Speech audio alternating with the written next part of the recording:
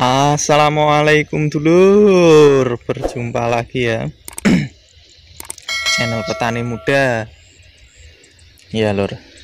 Ini kita cek lahan nih lur, umurnya sudah 57 hari yang biasanya kita upload itu toh tanaman kacang hijau kita.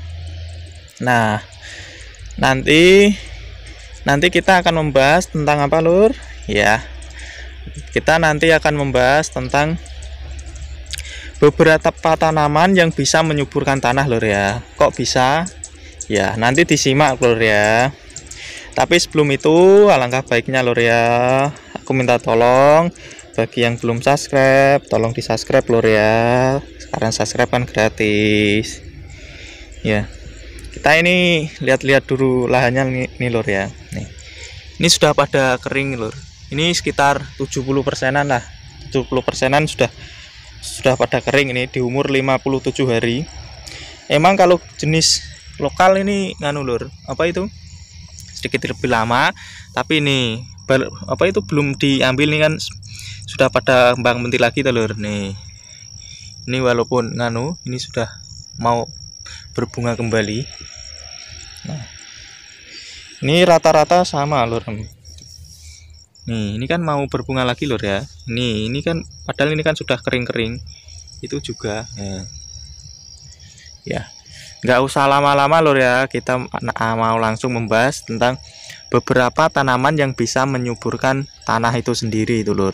Jadi enggak usah pakai atau enggak pakai pupuk kompos atau organik itu toh. Itu tanaman juga bisa menyuburkan tanah. Nah, monggo disimak lur.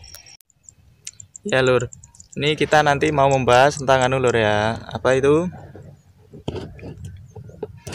Tentang tanaman yang bisa menyuburkan tanah. Terus kita kenapa ke tanaman kacang hijau kita? Apakah berhubungan? Ya lur, ini sangat berhubungan dengan apa itu? Tanaman yang bisa apa itu? Menyuburkan tanah. Karena apa? Ini salah satunya kacang hijau ternyata juga bisa menyuburkan tanah lur. Karena kenapa bisa? Monggo disimak lur ya. Sebenarnya apa itu? Kalau kita menggunakan pupuk sintetis atau pupuk kimia secara terus menerus, itu nanti akan rongga tanah itu toh lur. Atau pori-pori lah kalau bagi Indonesia gitu ya. Pori-porinya itu dia lama-lama itu akan mengecil lur, semakin lama semakin mengecil. Jadi alangkah baiknya kalau kita menggunakan pupuk kimia itu kita selingi dengan pupuk kompos atau organik itu lur ya, supaya apa? Supaya nanti itu bisa mengembalikan humus yang ada di tanah itu lur, atau unsur hara di tanah itu bisa kembali baik, terus juga bisa menghasilkan itu toh, diharapkan bisa menghasilkan bakteri-bakteri yang baik, yang apa itu? Kayak penambat nitrogen atau pelarut fosfat gitu ya. Nah, kalau kita menggunakan tanaman itu juga bisa lur. Contohnya tanaman apa? Biasanya itu yang bisa menyuburkan tanah itu toh, itu masuk golongan atau kelompok tanaman leguminase lur, atau legum. Terus salah satunya kalau lebih mudahnya itu nganu lur, tanaman polong-polongan atau kacang-kacangan lur. Nah, banyak kan jenis tanaman kacang-kacangan. Seperti kayak ini, kayak kacang hijau, terus kacang tanah, terus ada turi, kembang turi itu loh. Terus ada juga apa itu?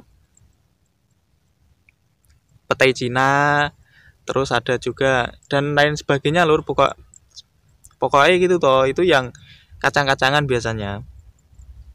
Dan dia itu biasanya kalau tanaman yang bisa menyuburkan tanah itu, dia itu kandungan proteinnya di dalam tanaman itu sendiri itu sangat tinggi lur.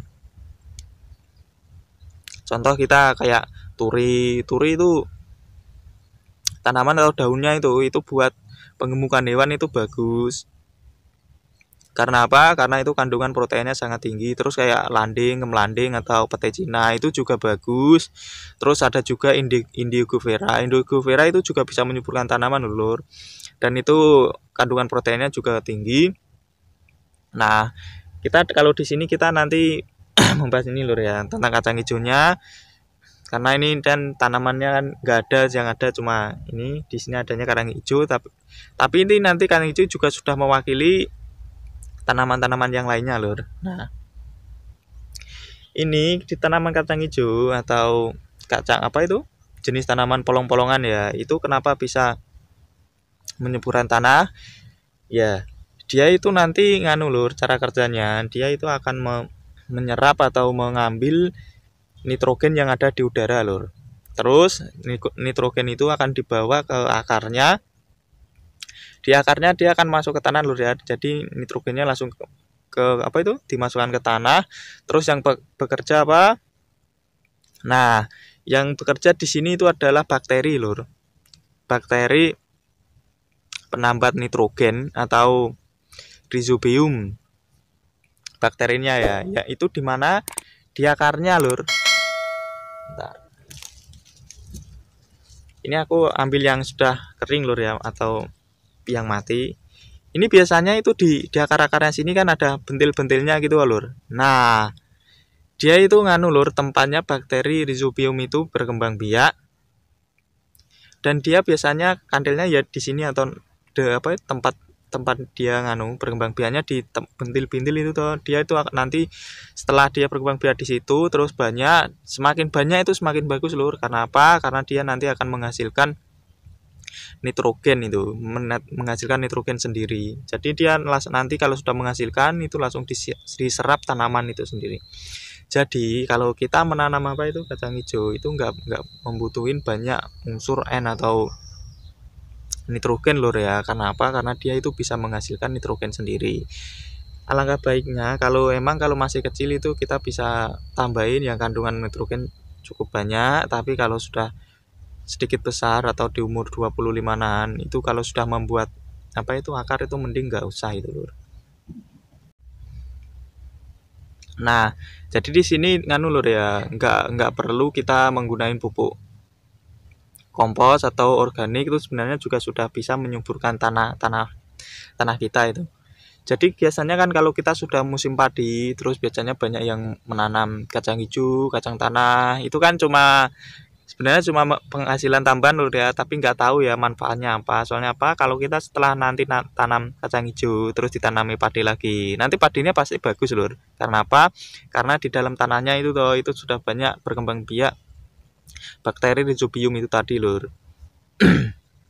Jadi nanti itu kalau pasti padinya itu akan lebih hijau itu, karena nitrogen di dalam tanah itu sudah ada. Walaupun nanti pupuknya biasanya lebih sedikit gitu lur. Kalau tanahnya cuma dianggurin itu wah ya sayang lur, kalau pas musim gini tuh nggak ditanamin. Paling tidak ya kita tanamin kacang hijau, walaupun hasil tidak hasil nanti insya Allah juga mengembalikan modalnya gitu lur. Minimal itu mengembalikan modalnya yang kita keluarin buat tanam kacang hijau. Tapi kita punya plusnya, nanti tanahnya itu pasti bisa bagus. Nah, terus di buahnya, biasanya buahnya kalau yang golongan kacang-kacangan itu toh, itu kan kayak kacang hijau, kacang tanah itu kan buahnya nanti nganu lur ya, itu kan kandungan proteinnya juga sangat bagus. Jadi buat manusia kan juga bagus lur ya. Kalau daunnya kita buat peternakan itu bagus. Karena apa? Karena kandungan proteinnya juga banyak, itu bisa menggemukkan. Nah, kalau buat manusia, buahnya giliran yang makan manusia lur ya. Masa dimakan hewan semua ya enggak etis ya. Biar berbagi lur ya. Buah di kita, daun di hewan. Jadi sama-sama menguntungkan lur. Ya, singkat aja gitu aja lur ya. Kalau kurang jelasnya atau pengen tahu lebih jelasnya bisa ditanyakan lur di kolom komentar. Bagi yang suka bisa di like, di komen lur, dan juga bisa dibagikan. Bagi yang belum subscribe minta tolong lur ya, minta tolong di subscribe biar channel ini bisa berkembang. Bagi yang sudah subscribe, aku ucapin terima kasih dulur-dulurku semua. Assalamualaikum.